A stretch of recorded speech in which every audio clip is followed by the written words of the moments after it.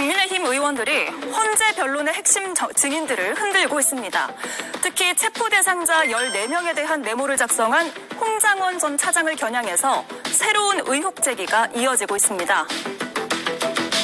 메모장에 적힌 필체도 일부가 미묘하게 달라 한 명 이상이 모의해서 작성했다는 의혹도 제기되고 있는 실정입니다. 네, 한마디로 요약을 하면 홍 전 차장의 메모가 야당의 공작으로 오염됐다, 이런 얘기입니다. 박수영 의원은 더 나아가서 필체가 박선원 의원의 필체와 비슷하다고 주장을 했습니다.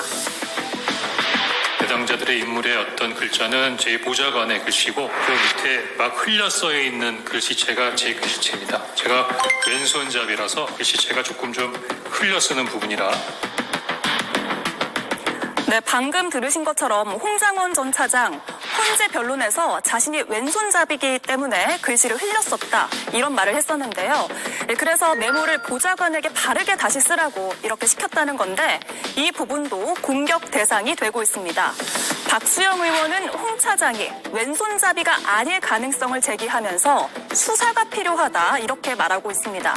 일각에선 홍 차장이나 박종근 전 사령관 같은 핵심 증인들에 대해 당 차원의 고발이 필요하다, 이런 말까지 나오고 있는데요. 국민의힘 상황을 어떻게 봐야 할까요? 네, 메모 조작 주장이 나왔습니다. 이 소식 바로 분석을 하는데 그 전에 뉴스 속보가 3가지가 들어와 있습니다. 법원에서 윤석열 대통령 구속 취소 신문기일을 이달 20일로 지정을 했습니다. 대통령 측이 청구한 사건이고요. 구속을 취소해달라라는 사건입니다. 늦어도 이달 안에 결론 나올 가능성이 있어 보입니다. 또 하나는 검찰에서 서부지법 난동 사태와 관련해 63명을 기소했다고 밝혔습니다. 62명이 구속 상태였고요. 1명이 불구속 상태였는데 63명 모두 기소가 됐다는 소식 전해드립니다. 마지막으로 인권위에서는 야당 추천위원이 주도한 계엄 직권조사 안건에 대해서 심리를 했지만 기각했다고 속보가 들어와 있습니다. 계엄과 관련된 여러 사안에 대해서 직권 조사를 하는 안건에 대해서 인권위가 기각을 했다라는 점도 뉴스 속보로 들어와 있습니다. 자, 오늘 본격적으로 시작하기 전에 새로운 패널이 있어서 소개를 해드리겠습니다. 국민의힘에서 대변인을 새로 맡게 된 하민경 변호사입니다. 어서 오세요. 네, 안녕하세요. 예, 시청자들께 한 말씀 하시죠. 네, 안녕하세요. 하민경 대변인입니다. 네, 앞으로 잘 부탁드리겠습니다. 감사합니다. 예, 저도 잘 부탁드리겠습니다. 네. 자, 시작을 해보죠. 오늘 친윤계 의원들이 윤 대통령 접견을 했습니다. 이 자리에서 윤 대통령이 이런 말을 했다고 하죠. 곽종근, 홍장원 증언의 신빙성이 흔들린 것은 온 국민이 알게 됐다라는 건데 서영주 의원은 이 발언 어떻게 받아들이셨어요? 그놈의 온 국민 좀 안 썼으면 좋겠습니다. 예. 정말 한 줌도 안 되는 본인을 지지하는 한 손에는 태극기 한 손에는 성조기를 드는 그런 사람들의 어떤 음모론 확산에 대한 소재를 쓸 수 있지, 온 국민은요 홍장원 1차장과 각종근 사령관에 대한 음모론, 그걸 탄핵 공작이라고 하는 윤석열 대통령에 대해서 한숨을 깊게 쉬고 있을 것이다 라는 것입니다.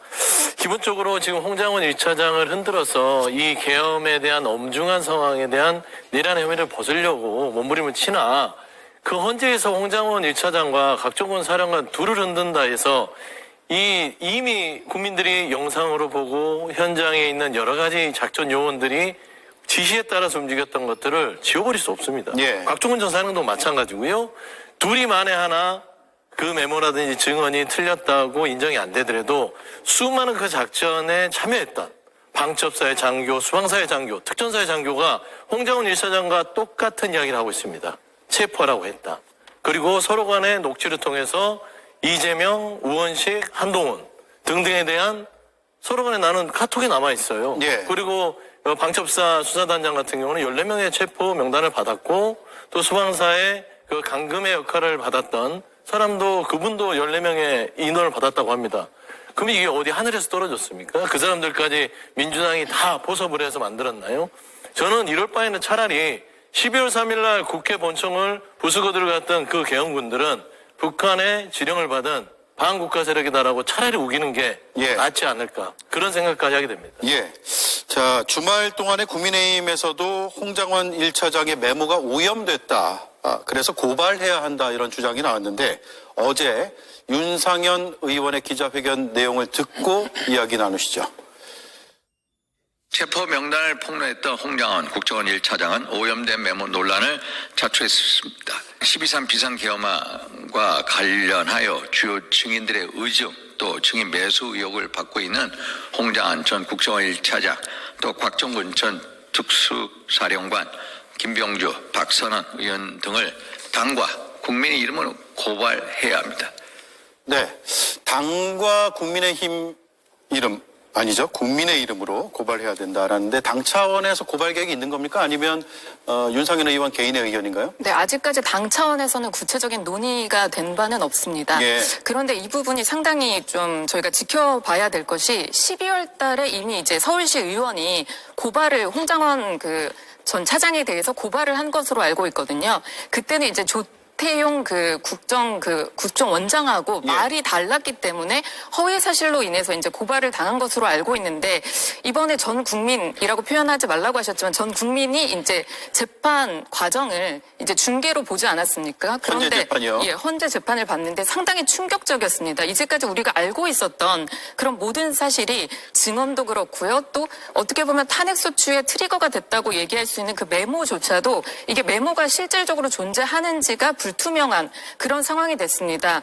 특히 이제 홍장원 전 차장 같은 경우에는 그 12월 6일에는 그 한겨레 인터뷰에서는 대통령이 직접적으로 이제 지시를 했다. 이제 국회의원 그리고 또 한동훈을 체포하라 이런 지시를 받았다라고 얘기를 했는데 이번에 헌재 재판 그 증언 과정에서는 대통령으로부터 이게 목적어를 들은 바가 없어서 누구를 이제 잡아들이라고 했는지 정확히 알지 못한다 또 이렇게 증언을 했고요.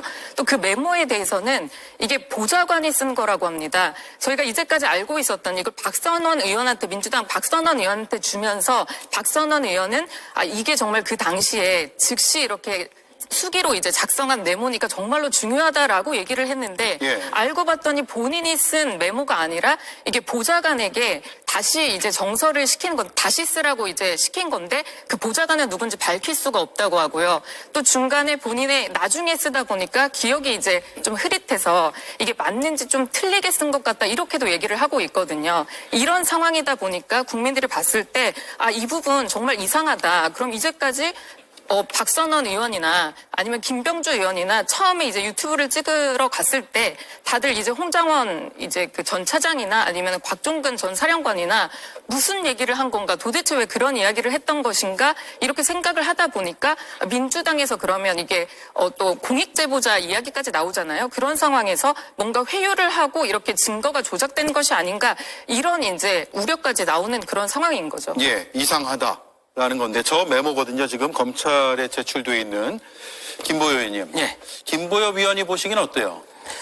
저는 이제 하다 안 되니까 홍장원 공작, 곽종근 공작이다라고 공격을 하는 것 같습니다. 민주당과 야당이 내란을 일으킨 거다라는 주장까지 하시는데 정말 날아가는 새가 웃을 일이라는 생각이 듭니다.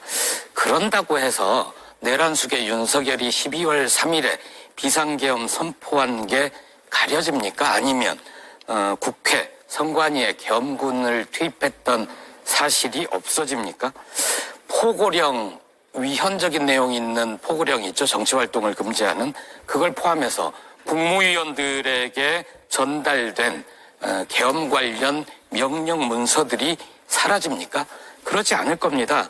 아무리 홍장원 곽종근의 신빙성이 흔들린다라고 주장하지만 저는 그게 흔들린다고 믿고 싶은 사람들의 눈이 흔들리고 있다. 그런 생각이 들고요. 헌법재판관들은 결코 그런 허위 주장에 흔들리지 않고 증거와 증언에 기반해서 윤석열을 파면할 것이다.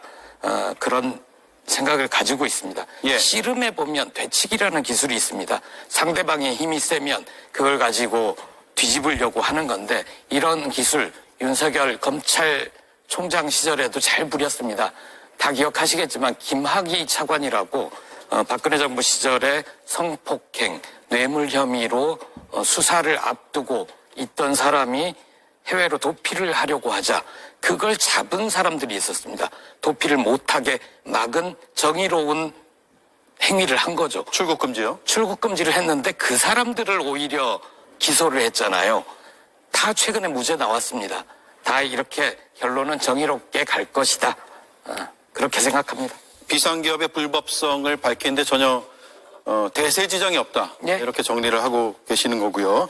김성열 의원님. 네. 지금 야당 의원 박선원 의원의 글씨체하고 비슷한 거 아니냐 이런 주장까지 이어지고 있거든요. 개혁신당에서는 어떻게 바라보고 있습니까? 글씨체가 비슷하다는 주장. 궁여지책이죠. 궁여지책인데 너무 좀 조잡스럽고 제가 보기에는 궁색하다는 표현이 맞는 것 같아요. 아니 사실 저도 제가 쓴 글씨조차도 나중에 보면 이거 내가 썼지? 할 때가 있는데 하물며 남의 글씨를 그것도 전문가가 아닌 사람이 보고 누군가의 글씨라고 이렇게 단언할 수 있습니까? 그건 불가능한 이야기예요. 국회의원이라는 자리는요, 국민을 대표하는 자리입니다. 그리고 그 사람이 말을 뱉는 순간 그 국회의원의 주장이 돼요. 아무리 제보를 받았다고 하더라도 그런 이야기를 쉽게 해서는 안 됩니다. 오늘은 또 무슨 이야기가 있었냐면 홍장원, 곽종근이 지금 탄핵 내란의 기획자다라고까지 말씀을 하시는데요. 저는 적반하장도 좀 유분수다라는 생각을 좀 해요. 왜냐하면 탄핵은 지금 법적 절차를 다 준수해서 헌재에서 하고 있지 않습니까? 아무도 총칼을 들고 국회에 들어오지 않았어요. 그런데 이게 왜 내란입니까? 이렇게 표현을 하시는 것 자체가 좀 문제가 있고 사실 이런 모든 억지 주장의 근원은 윤석열 씨로부터 나오고 있어요. 윤석열 씨가 했던 내용이 그대로 국민의힘에서 나오고 있습니다. 그래서 저는 국민의힘이 이제는 좀 윤석열, 전광훈 이분들에게서 좀 거리를 둬야 되지 않나 그렇게 하는 것이 국민들을 위한 길이 아닌가라는 생각을 좀 합니다. 예. 홍장원 차장이 원본 제출에 대비해서 그러면 보관해야 하느냐 이렇게 반박성 일축을 했는데 이게 조작이라는 이제 주장을 하는 그 국민의힘에서의 목적은 뭡니까? 그러니까 이 메모가 조작이라는 것으로 탄핵이 되면 그러면 지금 탄핵 심판, 재판 자체도 이건 불가능하다라는 그런 쪽의 생각을 하고 계신 거예요, 당에서? 그러니까 지금 이제 자꾸 패널들께서도 주요 증인들의 얘기하는 거, 신빙성이 조금 흔들리는 것, 그런 정도로는 이게 영향이 없다라는 그런 얘기를 하고 있는데 예. 제가 변호사니까요. 이 부분은 사실 아닙니다. 왜냐하면 이 메모가 상당히 중요한 것은 이 메모 자체는 원래는 홍장원 전 차장이 본인이 썼다고 했는데 이게 알고 봤더니 본인이 쓴 게 아니에요. 그리고 또 그 당시에 썼다고 했는데 그 당시에 쓴 게 아닙니다. 그렇다면 이 메모는 진정 성립도 조차 사실 인정되지 않는 그런 누가 쓴지도 모르고 언제 썼는지도 모르는 그런 메모고요.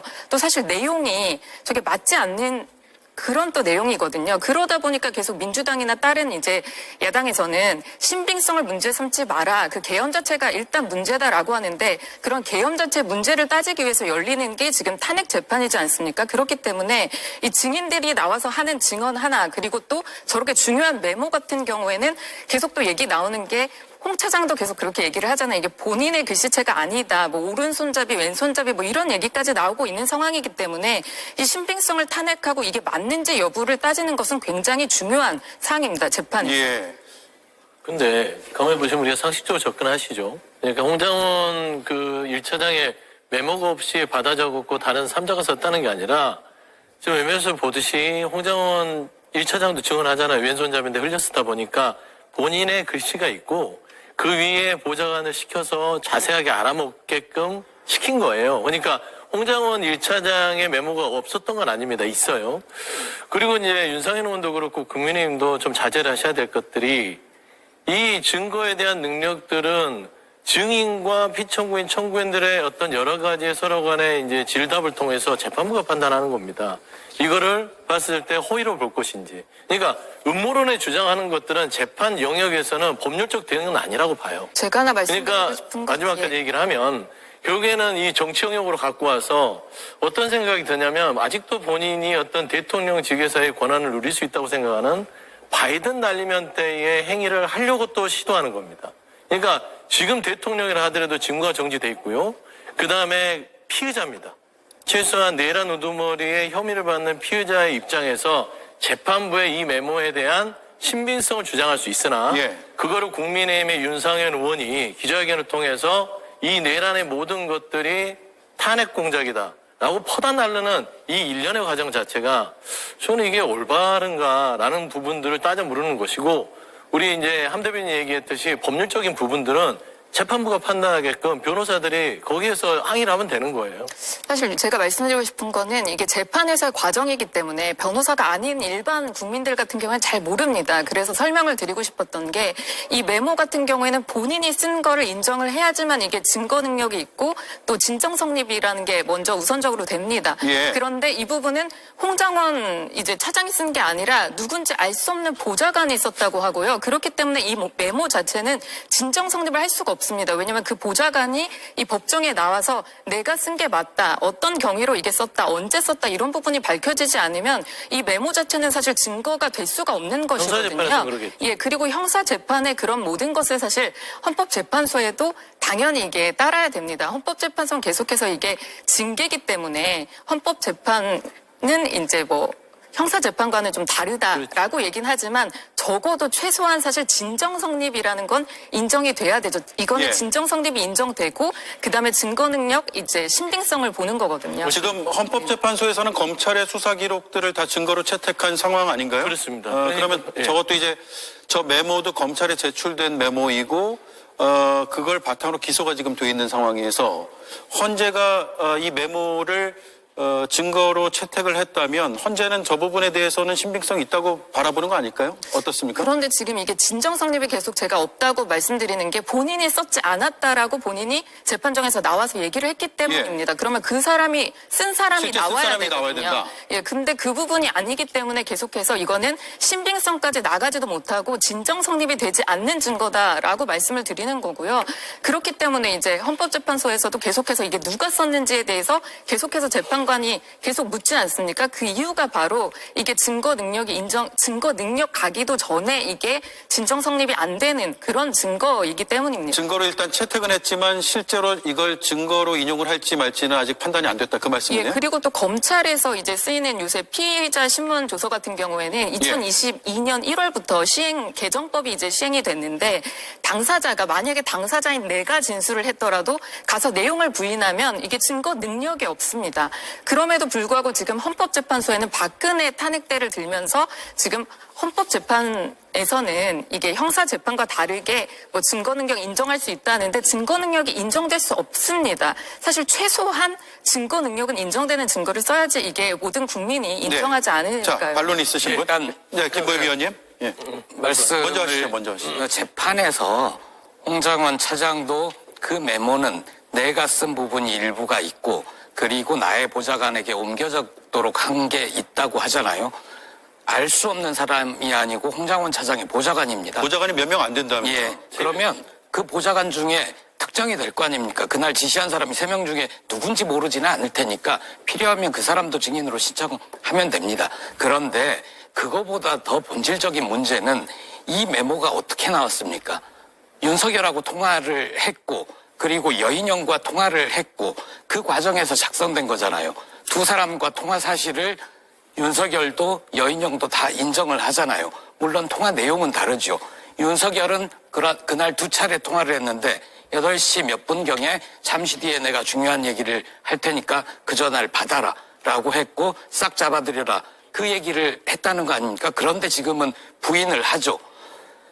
나중에 뭐라고 하냐면 윤석열은 그게 아니고 간첩 활동, 방첩사의 간첩을 잡아들이는 활동을 지원하라는 얘기였다라고 하는데 그 30분 전에 비상계엄을 선포를 하고 반국가 세력을 일거에 척결하라 이런 내용을 얘기를 하잖아요. 그것과 이 통화는 서로 통하지 않잖아요. 윤석열의 법정 증언으로는. 알겠습니다. 오히려 이 메모가 훨씬 신빙성 있다고 봐요. 예, 서영주 의원까지 듣고 다시 뭐 그러니까 반론권을 드리죠. 22년 내 형사법이 개정돼서 이제 검찰 조사의 증거 능력 이 부분은 많이 이제 정치권에서 많이 얘기를 하는데 예. 증거 능력으로서 인정이 안 되는 것은 맞아요.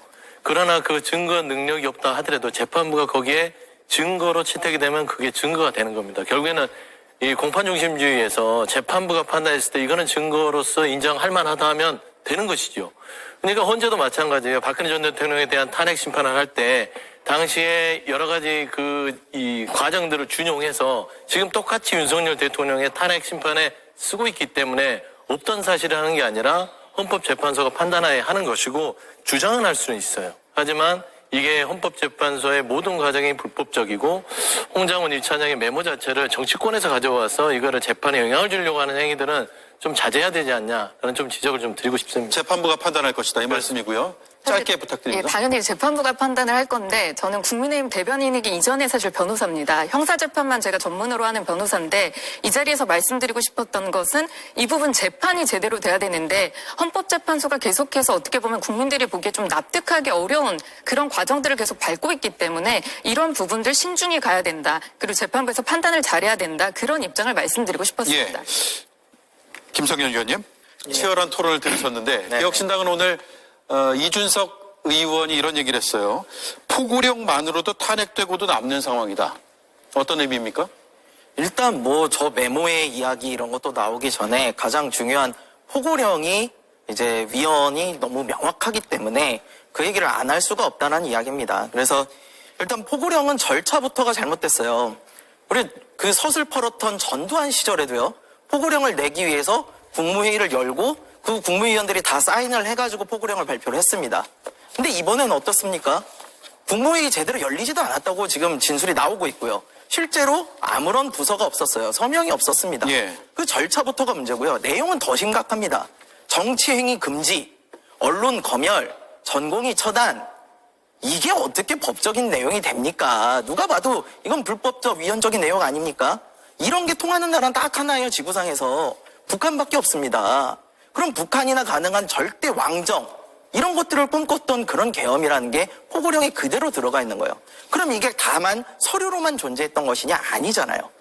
이거 다 발표도 직접 하셨고 또 이거에 근거해서 국회의원들 국회 못 들어가게 계엄 해제 못하게 막았잖아요. 그리고 군대 투입시켜가지고 끌어내라고 했잖아요. 그러니까 이 부분에 대해서는 포고령만 가지고도 사실 너무나 명백한 위헌이다라는 말씀을 드리고 싶습니다. 예.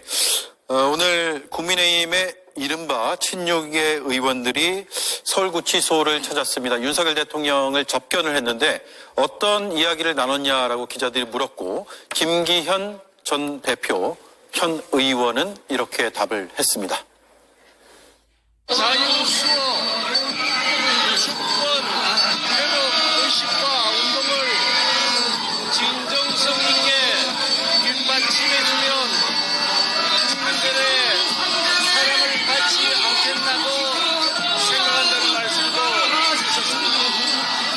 국민께서 말씀이 그렇게 있었다고 하기는 그렇고요. 많은 국민들께서 여러 가지 대통령께서 비상계엄을 선포할 수밖에 없는 사정에 대해서 공감하고 계신다는 뜻을 저희들이 전달해드렸습니다. 예.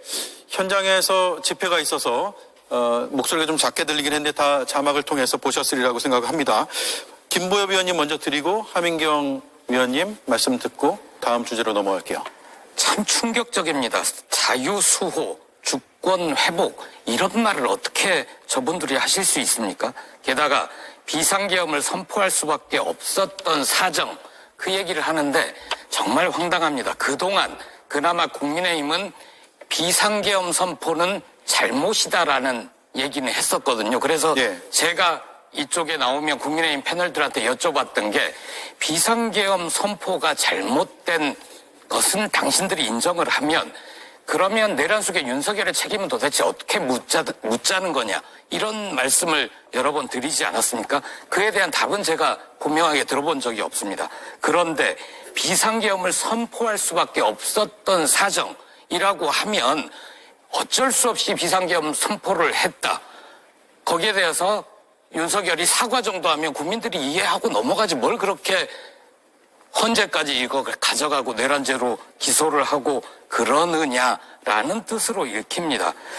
그리고 또 다른 얘기들도 했다고 합니다. 청년들이 나라의 주인이라는 의식이 강해 다행이다. 이런 얘기를 윤석열이 안에서 면회 때 했다고 하는데 저는 이 얘기를 듣고 드디어 이제 윤석열이 광화문에 나와서 그 추운 겨울을 견디며 뜨겁게 달구는 청년들의 열정 민족주의 의식이라는 걸 인정하기 시작했나 보다. 망상에서 깨어나나 보다.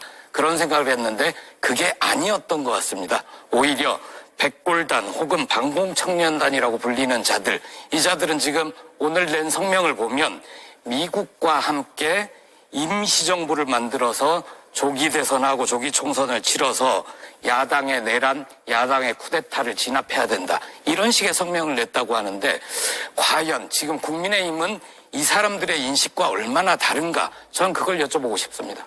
예. 저는 사실 의원들이 이제 5명이 접견을 가서 30분 정도 만나고 나와서 이제 기자님들이 얘기하시는 그 질문에 답변을 한 거잖아요.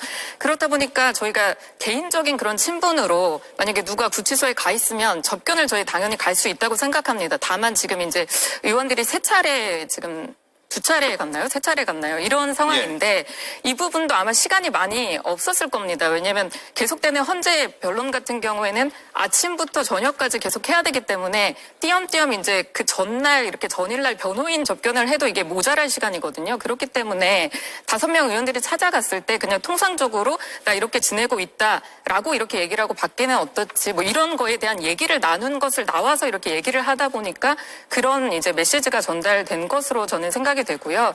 이 부분이 그렇게 이상한 건가? 저는 그런 생각이 사실 개인적으로 들거든요. 예. 당연히 면접 접견 갔다 와서 이렇게 얘기할 수 있는 그런 얘기가 아니었나 그런 생각이 듭니다. 예. 알겠습니다. 여기까지 하고요.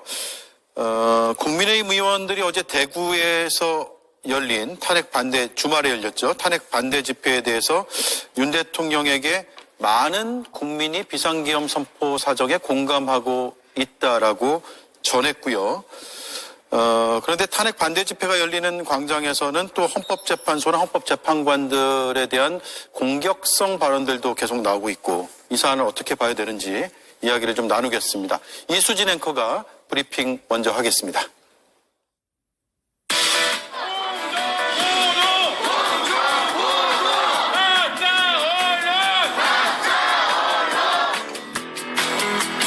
오늘 이렇게 인권위가 점거당했습니다. 이들이 원하는 건 윤석열 대통령을 석방해서 탄핵 심판의 방어권을 보장하라는 건데요. 오늘은 인권위가 이 안건을 전원위원회에 상정하는 날이었습니다. 그러자 지지자들이 회의장이 있는 14층을 아침부터 점거를 해서 성향이 다른 사람들은 들어오지 못하게 막은 겁니다. 뭐 하시는 거예요? 왜 가보세요? 잠깐만, 제가 이게 안 보여요. 네, 곳곳에서 아슬아슬한 장면들도 이어졌는데요. 네, 서부지법에 이어서 인권위에서도 이렇게 무리한 상황이 이어지자 비판 목소리가 나왔습니다. 인권위 앞에서는 현재 서부지법 폭동과 유사한 수준의 만행들이 자행되고 있습니다. 이들은 인권위를 들어가려는 취재 기자들에게 이재명 개 XX, 시진핑 개 XX 등을 말해보라며 상상할 수 없는 일들을 버젓이 벌이고 있습니다. 제2의 서부지법 폭동이 언제든 일어날 수 있다는 우려 속에 불안한 상황이 계속해서 이어지는 원인은 무엇인지 짚어봐야겠습니다.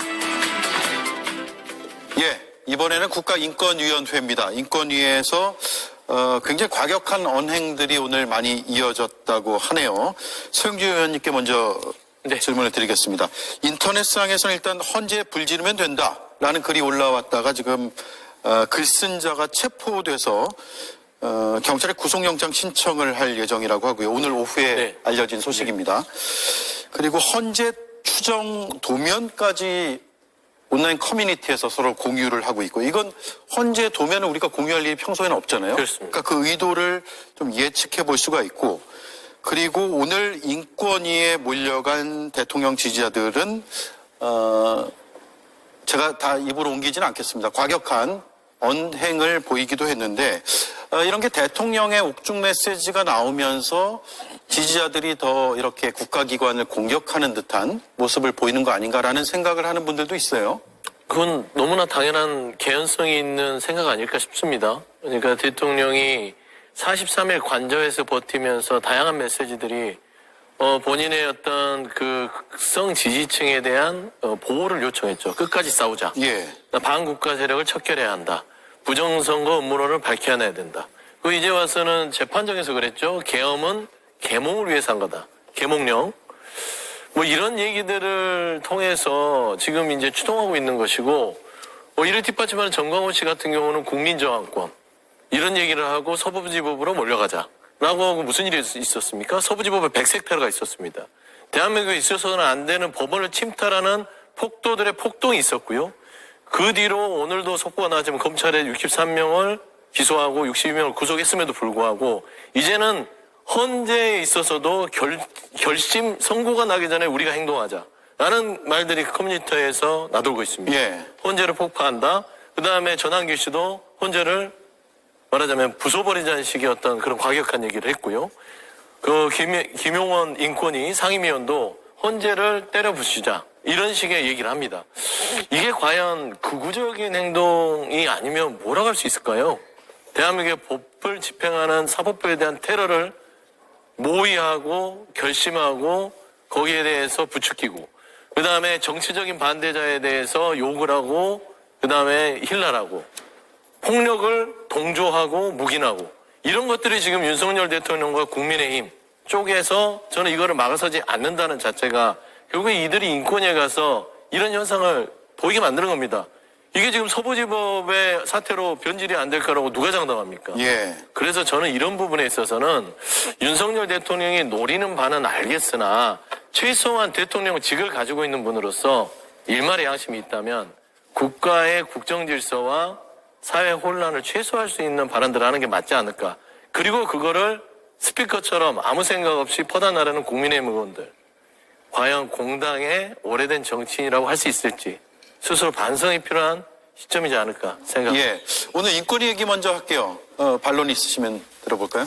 이번에 사실 정말 어떤 상황에도 폭력은 당연히 안 됩니다. 예. 정당화될 수 없습니다. 그런데 이번에 윤 대통령 지지자들이 인권위 건물에 진입했다, 이제 난입했다, 이제 폭동이다 이렇게 얘기를 하고 있는데 어떤 폭력도 사실 용인돼서는 안 되죠. 그런데 이 부분에 이제 지지자들이 모였던 이유가 지난번에 이제 13일 날 원래는 인권위에서 1차 회의가 있었으려고 했었는데 그때 시민단체와 야권들의 이제 극렬한 반대로 사실 무산이 됐습니다. 그래서 오늘 이제 재상정되는 것으로 알고 있고요, 인권위에. 그래서 그 부분이 제대로 이제 상정될 수 있도록 하자라는 취지에서 이제 모이는 것으로 그렇게 저는 알고 있습니다. 예. 그래서 그 부분에 대해서는 바로 잡는 이야기를 말씀드리고 싶습니다. 예. 오늘 인권위 얘기를 좀 더 해볼까 하는데 김보희 위원님. 어떤 폭력도 안 된다고 그냥 말씀만 하시면 안 됩니다. 저 자리에 보니까 인권위원회에 국민의힘 의원들이 가셨는데 폭력이라는 건 단지 물리적인 폭력, 유리창을 깨고 누구를 때리고 이것만 폭력이 아닙니다. 거기에 들어가려는 취재진 혹은 다른 시민들에게 이재명 욕해봐, 시진핑 욕해봐, 예전에 일제시대 때 기독교인을 탄압할 때 십자가 밟아봐, 이것과 무엇이 다릅니까? 그것 자체가 폭력입니다. 그리고 저는 인권위에 어떻게 저런 사람들이 마구 들어가서 회의장을 점거하고 이렇게 그대로 놔두는지 이해가 되지 않습니다. 저분들이 저런 식으로 언행을 하는 이유는 그래도 된다.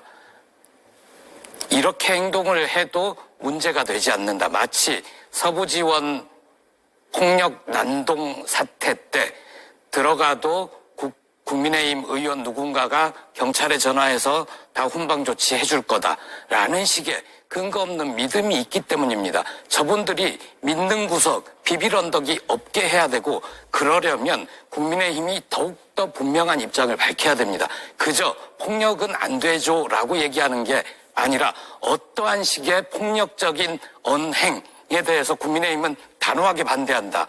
폭력적인 언행을 하는 집단과는 우리는 도저히 할 수 없다라는 점을 분명히 하지 않으면 국민의힘과 정광훈의 자유통일당이 무엇이 다른가 이런 질문에 시달릴 겁니다. 예. 김성열 위원님.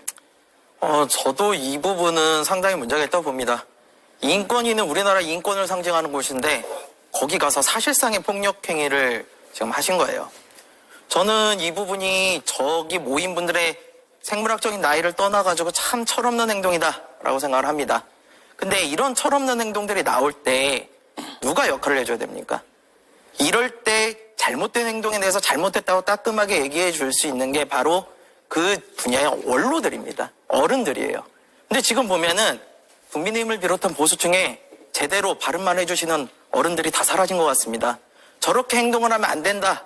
저렇게 하는 것은 보수에 도움이 안 된다. 저렇게 하는 것이 애국이 아니다. 누군가 좀 따끔하게 말씀을 주실 그런 분들은 다 어디 가셨는지 개탄스럽습니다. 예.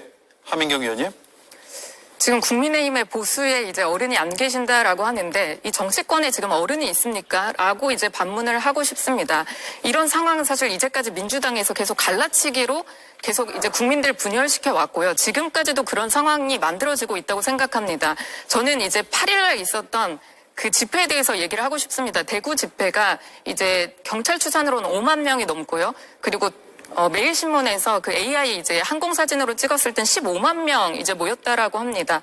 이런 부분에 대해서 아까 전에도 서 대변인님도 말씀하시고 했는데 이게 한 줌의 극우라고 이렇게 표현될 게 아니라 정말 많은 국민들이 정말 매서운 추위 속에 모였습니다. 그런데 그 모여서 무슨 얘기를 하고 싶었는지 저희 정치권에서 들어야 되지 않을까 이런 생각이 사실 듭니다.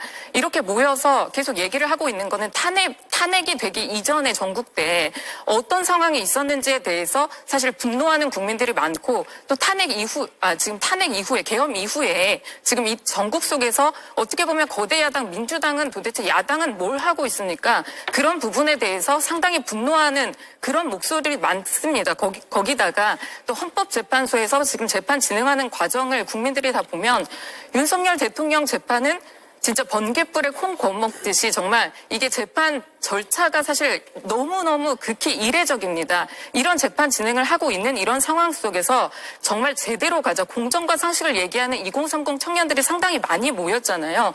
그런 부분에 대한 목소리도 들을 필요가 있다고 생각이 들고요. 예. 더 이상 이 부분을 극우다 이렇게 멸칭만 써서는 안 된다고 저는 생각이 듭니다. 일단 주말 광화문 또 대구에서 탄핵 반대 집회가 열렸는데 일단 현장 영상을 짤막하게 보고 얘기를 이어가죠. 서은영은 안 돼! 안 돼! 운영배를 밟아! 이미선을 밟아! 경계선을 밟아! 경정비를 밟아! 네, 이게 서부지법 사태를 겪고 나니까 재판관들 입장에서 상당히 불안할 수도 있을 것 같아요. 저런 이야기를 들으면. 물론 인과관계를 제가 말씀드린 건 아닙니다. 자, 그런데 국민의힘이 오늘 편향적 보도라면서 방송사 몇 곳을 언급을 했어요. 탄핵 반대 집회를 극우 집회라고 표현을 했다라든가 그렇게 많이 모였는데 시민들이 많이 모인 것을 제대로 보도하지 않았다라는 건데 어떤 취지인지를 좀 듣고 싶은데 일단 김보엽 의원님. 예. 언론사에서 극우 집회라고 표현하는 것 적절한 표현인가요, 아닌가요? 극우라는 표현이 불편하면 내란 선동 세력, 내란 세력이라고 부르든가 예. 아니면 영어를 쓰기 좀 그런데 파시스트들이라고 표현을 해도 저는 무방하다고 봅니다. 지금 이 집회가요? 예, 왜냐하면 집회는 기본적으로 보장이 돼야 되죠. 표현의 자유이고 집회 시위의 자유도 있습니다. 그러면 그에 대해서 자신의 주장을 논리적으로 설득력 있게 그 자리에 있는 집회에 참석한 분들과 공유를 하면 됩니다. 예. 그런데 지금 방금 들으신 대로 특정 재판관의 이름을 얘기를 하고 밟아 이거는 그냥 은유적인 표현이 아닙니다. 이게 담고 있는 건 뭐냐면 우리 생각과 다른 사람들은 물리적인 폭력을 가해도 상관이 없다라는 얘기와 같고요. 특정 세력들을 끊임없이 적으로 몰면서 자신들의 편만 단결시키는 거죠. 그에 더해 대단히 위험한 주장을 하고 있는 겁니다. 만약 헌법재판소가 얼마 뒤에 저는 반드시 만장일치로 주문 대통령 윤석열을 파면한다. 이런 결정을 내릴 거라고 봅니다. 그런데 저기에 모인 분들은 만약 윤석열을 탄핵하면 그때부터는 내전이다. 예. 이런 식으로 불복할 의사를 노골적으로 표현을 하고 있고 거기에 근거를 주는 비빌 언덕이 되는 게 지금 국민의힘입니다. 국민의힘에서 끊임없이 재판관 특정 분들을 문제 삼아서 저 사람들을 배제해라, 빠져라 라고 공격을 하고 탄핵 재판의 공정성을 문제 삼는 것, 이것 자체가 나중에 불복할 근거들을 만드는 거 아닌가라는 의심을 하고 있고, 그게 아니라면 국민의힘은 헌재가 언제 어떤 방식으로 결론을 내리더라도 국민의힘은 거기에 반드시 승복을 한다는 약속을 해야 된다고 봅니다. 예. 광장에서 나오는 구호들을 전부 다 동의하시는 건 아니죠, 국민의힘에서? 그렇습니다. 당연히 광장에서 나오는 모든 이제 뭐 말씀, 이제 뭐 무대에 올라가서 하시는 말씀에 대해서 동의하는 부분은 아니지만 아까 전에도 말씀드린 것처럼 정치권에서 귀담아 들어야 된다고 생각이 듭니다. 저희 국민의힘에서 얘기를 했던 그런 부분들은 뭐 언론의 편향성이다, 뭐 언론 편파 보도다, 좀 공정한 보도를 해달라 이렇게 얘기를 했던 그런 부분들은 8일날 있었던 이제 탄핵 이제 반대 집회 같은 경우에는 아까 전에 제가 말씀드린 것처럼 경찰 추산 5만 명 그리고 또 매일신문에서 봤던 15만 명 정말 많은 인파가 모였습니다. 예. 그리고 탄핵 찬성 집회는 경찰 추산 5천 명 이렇게 모였다고 합니다. 어떻게 보면 10배가 넘는 그런 이제 인원들이 이제 모여서 이렇게 집회를 한 부분인데 이제 물론 언론사에서 당연히 편집권이 있고요. 그리고 또 보도의 자유 당연히 있습니다. 그런데 말씀드리고 싶었던 것은 이 부분을 그저 아까 말씀하신 것처럼 이제 뭐 극우다 아니면 진짜 뭐 파시스트 이런 얘기까지 나왔는데 이런 부분으로 매도할 것이 아니라 그저 나와 생각이 다르다라고 잘못됐다 이렇게 얘기를 하는 것이 아니라 저 자리에 저 많은 국민께서 저 추운 날 왜 나와서 어떤 이야기를 하고 있는가 조금 더 귀 담아 좀 들어라 이렇게 조금 얘기를 하고 싶습니다. 저희 정치권에서 조금 더 민감하게 국민의 목소리에 반응을 해야 된다고 생각하고 또 민주당에서도 이 부분을 쉽게 이제 보고 있지는 않는 것 같습니다. 왜냐하면 이제 메시지를 내는 걸로 봐서는 이게 그냥 뭐 극우 집단이다 이런 부분이 아니라 2030 청년 세대도 사실 움직이고 있고 중도층도 이렇게 바라보는 시각이 조금 달라지고 있다라는 것을 저는 말씀드리고 싶고요.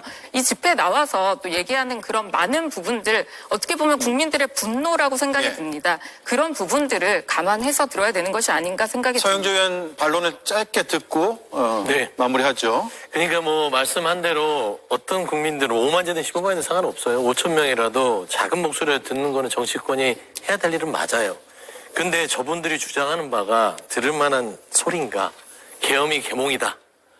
각 재판관들이 이름 부르면서 밟아. 민주당 집회하면서 김건희 밟아, 윤석열 밟아하면 난리 날 겁니다. 조선일보 일면 톱입니다. 민주당 대통령 부부 밟아. 뭐라고 나올 것 같아요? 그런 겁니다. 그러니까 구호를 외치는 것까지는 괜찮아요. 지금 이 대구에서 5만이 아니라 10만이 모인 부분들에 대해서 이 행위들에 대해서는 귀담아 들을 수 없는 게 UFO가 나타냈어요. 예? 다음 달에 지구가 멸망합니다. 그런 주장을 지금 5만, 10만이 모여서 하고 있는 거하고 똑같습니다.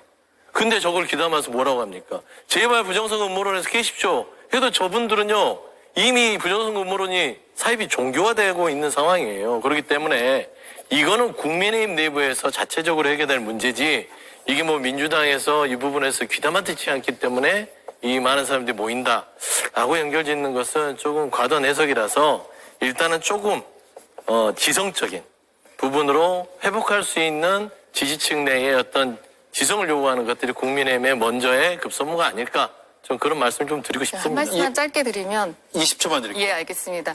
이제 5천 명이 모인 집회와 뭐 5만 명, 15만 명이 모인 집회에 대해서 이런 집회 있었다, 이런 집회 있었다 이렇게 조금 보도를 해주십사 했던 것이 이제 아마 오늘 국민의힘의 입장이었던 것 같습니다. 예, 알겠습니다. 자, 진짜 마지막으로요, 김성열 의원님. 네. 근데 이게 광장의 뭐 구호라든가 집회 움직임 이런 걸 넘어서서 지금 수사로 이어지고 있는 거잖아요. 정광훈 씨의 경우에는 내란, 선전, 선동 혐의로 고발이 돼서 실제로 수사가 진행이 되고 있고 헌법재판소 난동모의도 앞서 제가 말씀드렸지만 내사에 착수한 상태거든요. 네. 수사 어떻게 될 것 같습니까? 전 수사 빨리 이루어져야 된다고 봅니다. 지금 사실 정광훈 씨 본인은 관련 없다라고 계속 발뺌을 하고 계시지만 지금 정광훈 목사의 그 교회 성도 그것도 특임 전도사 전도사의 특임이 뭔지는 잘 모르겠습니다만 특임 전도사 2분이 지금 옥중에서 조사를 받고 있어요. 서부지법대 이분들이 직접 침입을 하고 폭동을 일으켰다는 혐의입니다. 예. 그리고 JTBC 보도에 의하면 전광훈 지시사항을 각자 수행해야 된다라고 얘기까지 했다고 해요. 예. 그러면은 이런 부분에 있어서 당연히 조사는 이루어져야 되는 부분이고요. 저는 그렇습니다. 그동안 표현의 자유, 종교의 자유라는 거에 뒤에 숨어가지고 너무나 불법적이고 과격한 선동 발언을 했는데 그동안 수사기관이 너무 봐주고 있었다. 그것이 결국 이렇게 폭동사건까지 이어졌다. 수사기관도 책임이 있다라는 생각을 분명히 하고요. 오늘 윤석열 씨가 자유의 중요성 얘기했는데요. 저도 자유 매우 중요하다고 생각합니다. 근데 그 자유는요. 결코 다른 사람의 생각을 총칼이나 폭력으로 억압해서는 안 되는 겁니다. 이 부분에 있어가지고 자유를 가장한 폭력에 대해서 우리가 철저하게 완벽하게 대처를 해야 될 시점이라고 생각합니다. 예, 알겠습니다. 자, 마치기 전에 제가 몇 가지 정리만 좀 하고요. 지금 대구 집회와 광화문 집회를 좀 혼용해서 우리가 그 나왔던 구호들을 얘기를 했는데 대구 집회에서는 헌재가 대통령 탄핵된다면 제2의 일사오적이다라는 정도의 발언들이 나왔다면 광화문에서는 특정 재판관 밟아 이런 구호가 나왔다는 거 좀 달랐죠, 양상이. 그거 짚어드리고 끝내겠습니다. 자, 네 분 새 스튜디오에서 오늘 감사했습니다. 고맙습니다. 다음 시간에 뵐게요. 감사합니다.